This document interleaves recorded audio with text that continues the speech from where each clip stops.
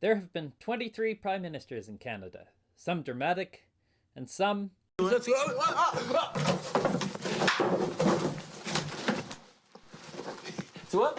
it's hard to put into words. But who have been Canada's best prime ministers? In this Lyceum ranking video, we list Canada's top 7 prime ministers. We compared prime ministers based on their domestic, foreign, and social impact in Canada. Different criteria might have changed the order of our list, but still, our top pick might surprise you. So with that in mind, get ready for our ranking of Canada's top 7 prime ministers.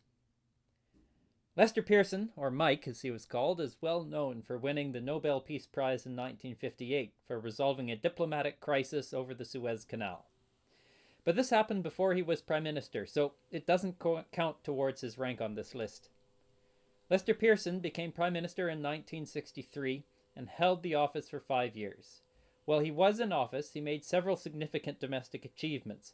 For example, he introduced universal health care with the 1966 Medical Care Act. He also created the Canada Pension Plan, the Order of Canada, and instituted Canada's Maple Leaf flag. He also led a controversial amalgamation of Canada's formerly independent Navy, Army, and Air Force into a unified Canadian forces. Internationally, Pearson signed the Auto Pact with the United States, which ended tariffs on automotive parts moving between the two countries. The agreement resulted in thousands of new automotive manufacturing jobs in Canada, but these jobs were almost exclusively located in southern Ontario. Pearson also kept Canada out of the Vietnam War. In terms of Canadian society, Pearson established the Royal Commission on Bilingualism and Biculturalism, which later led to official bilingualism in Canada. It's slightly funny because Pearson's French wasn't excellent.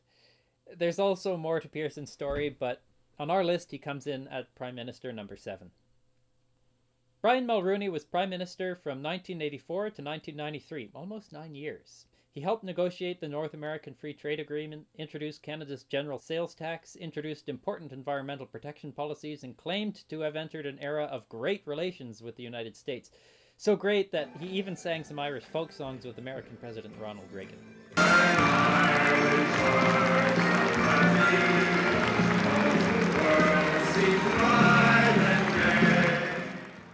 He came into office with the highest majority government in Canadian history, 211 of 282 seats, and got to work to try and get Quebec to sign the 1982 Patriotic Constitution. Mulroney tried twice and failed twice. Neither the Meech Lake Accord nor the Charlottetown Conference were successful in getting Quebec's signature on the Constitution. Mulroney had a strong environmental record. He signed the Acid Rain Treaty with the United States, created 8 new national parks, and adopted Canada's Environmental Protection Act. Mulroney faced a difficult economic struggle. Under former Prime Minister Pierre Trudeau, the Canadian national deficit had gone from under $1 billion to $32 billion. Under Mulroney, things continued to get worse. Despite massive privatization measures and introducing a new tax, the GST, Canada's deficit increased to $39 billion by the end of Mulroney's time in office. Mulroney tried to balance the federal budget by privatizing a large number of Canadian Crown corporations, such as Air Canada, Petro-Canada, and something called Connaught Labs. Connaught Labs was a government-owned medical laboratory which helped produce polio vaccines in the 1950s, smallpox vaccines in the 1960s, and, if it still existed, could have been quite helpful in Canada's efforts to get the coronavirus vaccine in 2021. Mulroney's government started with a boom and ended with a bust. He resigned as Prime Minister in 1993, just before a federal election. In that election, the Conservative Party lost all but 2 seats in Parliament. Mulroney comes in at number 6 on our list. Pierre Trudeau came into federal politics like a wrecking ball. It started with Trudeau mania. People just loved his hair. But Pierre Trudeau had more than just style. He packed some serious intellectual clout. For years before getting into politics, he had been a brooding intellectual, a civil servant, and a political activist. Trudeau had a flair for being dramatic. He slid down a banister, he did a pirouette behind the Queen, and on the eve of his first federal election, he stood up to separatist protesters who were throwing rocks and bottles at him while he watched a parade.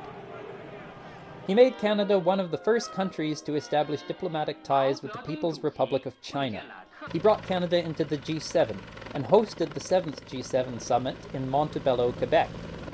He made a major review of Canada's foreign policy and its commitments to NATO, preferring to focus attention on Canada's domestic concerns instead of its international peacekeeping commitments.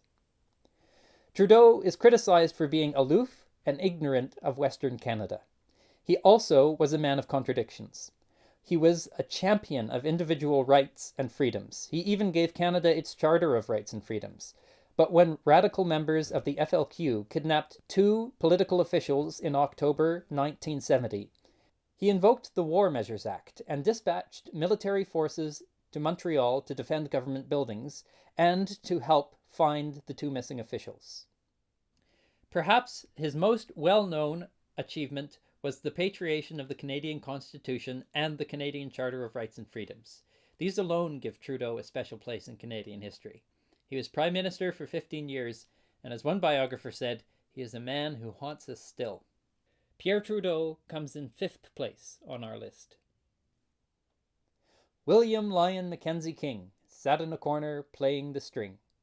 King was, and still is, Canada's longest-serving Prime Minister, 21 years and 154 days. He shaped some of the core principles of the Canadian welfare state, had a dog named Pat, and worked tirelessly to encourage a united Canadian nationalism through the Second World War. As Prime Minister during the Second World War, King's government took control over much of Canada's domestic economy. But after the war's end, King stuck to his commitment to again deregulate the economy as it transitioned from war to peace in the late 1940s. King was well aware of the economic crisis that Canada had faced after the First World War, and this was something he wanted to avoid through these economic controls. King also carefully balanced the government's approach to conscription, something that had deeply divided both French and English Canadians in the First World War. King led Canada from the Great Depression through the Second World War and into one of Canada's most prosperous decades, thanks in part to his prudent economic and social policies. Mackenzie King comes in 4th place on our list. What would Canada be without Sir John A. Macdonald? It's hard to say. Macdonald became Canada's first Prime Minister in 1867, and he held the office for almost 19 years. He led negotiations that created Canada in 1867. He oversaw construction of the Canadian Pacific Railway and fulfilled his dream of creating a nation from sea to sea. Macdonald led years of very impressive negotiations to bring the disparate British North American colonies into Confederation. In 1867, only Ontario, Quebec, New Brunswick, and Nova Scotia were willing to join. To the other colonies, Macdonald promised a transnational railway, debt solutions, and other things, and managed to get Manitoba, British Columbia, and PEI to join Confederation a few years later. Without Macdonald's national vision, American Manifest Destiny could have pulled the remaining North American colonies into a Southern Union. Manitoba joined Confederation in 1870 after negotiations between the Canadian government and a Métis provisional government led by Louis Riel. The negotiations were prompted by Riel and other Métis who refused to join Canada without consultation, resulting in the 1869 Red River Rebellion. A second uprising in 1885 resulted in a military conflict between Métis and Indigenous allies and the Canadian militia. After this, Riel surrendered himself as a leader of the uprising and was sentenced to death by a Regina court. 2 of his Indigenous allies, Poundmaker and Chief Big Bear, were sentenced to 3 years in jail. Appeals of Riel's sentence to the Manitoba Appeals Court and the Judicial Committee of the Privy Council were dismissed. Much of French Canada believed Riel should live. Much of English Canada believed Riel should be executed. Macdonald found himself caught under a political wedge that threatened to pull the country apart. The Regina court decided that Riel would hang, and Macdonald opted not to intervene in Riel's favor. The move cost Macdonald in the next federal election and has deeply challenged our contemporary understanding of his legacy. Our country still carries Macdonald's influence. The division of provincial and federal powers, the parliamentary-style government, and most significantly our nation joined from sea to sea. Today we bear the weight of Canada's problems and its promise, some of which are a consequence of Macdonald's beliefs and actions. Canada would not have happened in the same way without him. John A. Macdonald comes in 3rd place on our list. Wilfrid Laurier brought settlers to the Canadian West. He established Canada's Navy. He made 2 new Canadian provinces, oversaw construction of an additional transnational railway, and helped Canada become more independent from Britain. He was Prime Minister for 15 years, from 1896 to 1911. One of the dreams of Confederation was to settle the Prairie West, so that farmers out there could buy the manufactured goods made in central Canada, and central Canada could buy prairie grain. It was a great plan, except that not enough people were moving out west. Wilfrid Laurier oversaw a major immigration boom to the Canadian West. To support Western development, Laurier oversaw construction of the transnational railway and created the provinces of Alberta and Saskatchewan. Laurier asserted Canadian independence from Britain by refusing to send a Canadian militia to aid in the so-called South African War. Instead, he sent a volunteer militia. Laurier further assisted Canadian independence by establishing an independent Canadian Navy with the 1910 Naval Service Bill. With both of these measures, Laurier was trying to soothe opposing views of English and French Canadians. Almost all English Canadians believed that Canada should do all it could to support the British Empire, like paying for British warships, whereas French Canadians believed that Canada should avoid imperial entanglements. Laurier tried to satisfy both sides, which earned him the nickname the Great Compromiser. He also resolved the Manitoba schools question, a tricky problem about French language and education rights in public schools in Manitoba. Wilfrid Laurier comes in second place on our list. They say the best leader is the one you hear the least about. They get the job of governing done without causing a lot of fuss. Our top pick for the best Prime Minister of Canada is Louis Saint-Laurent, the greatest Prime Minister you probably never heard of. He looks a little surprised in this picture to be in first place. This one too. There we are, Louis Saint-Laurent, the 12th Prime Minister of Canada. What made Laurent stand out from the rest? It was his quiet efficiency as government leader. Louis Saint-Laurent had a grandfatherly and personable character that gave him broad public appeal, earned him the nickname Uncle Louis, and gave him some support in his first and second federal elections. He won his first term with the largest parliamentary majority up to the time, and retained a strong majority in his second federal election in 1953.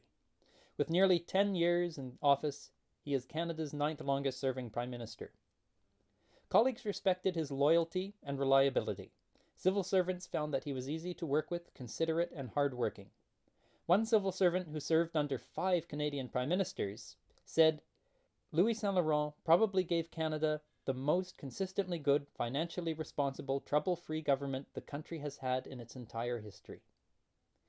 Domestically, Saint-Laurent continued the welfare policies of Mackenzie King with some notable accomplishments. He expanded university and post-secondary education funding, oversaw an expansion of federal old age pensions, and introduced a hospital insurance scheme, which helped lead to Canada's universal health care schemes in the 1960s.